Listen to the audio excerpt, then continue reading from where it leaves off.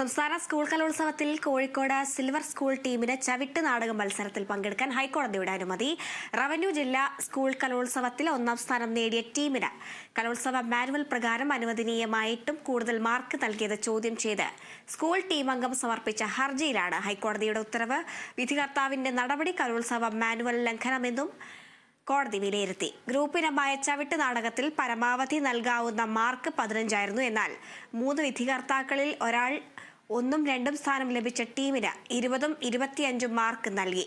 ഇത് മാനുവലിന് വിരുദ്ധമാണെന്നും ആയതിനാൽ മത്സരം റദ്ദ് ചെയ്യണമെന്നും തങ്ങൾക്ക് മത്സരിക്കാൻ അനുമതി നൽകണമെന്ന് ആവശ്യപ്പെട്ട് 7ാം സ്ഥാനം ലഭിച്ച സിൽവർ ഹിൽസ് ഹയർ സെക്കൻഡറി സ്കൂളിലെ ചവിട്ട് നാടകം ടീം ക്യാപ്റ്റൻ ആദിയ എ സമർപ്പിച്ച ഹർജിയിലാണ് ഹൈക്കോടതിയുടെ ഇടക്കാല ഉത്തരവ്.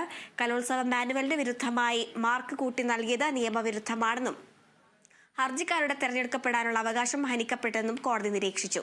സംസ്ഥാന സ്കൂൾ കലോത്സവത്തിൽ മത്സരിക്കാൻ ഹർജിക്കാരുടെ ടീമിന് അർഹതയുണ്ടെന്ന് അനുമതി നൽകണമെന്ന വാദം പരിഗണിച്ചാണ് ജസ്റ്റിസ് എസ് ഈശ്വരന്റെ ഇടക്കാല ഉത്തരവ്.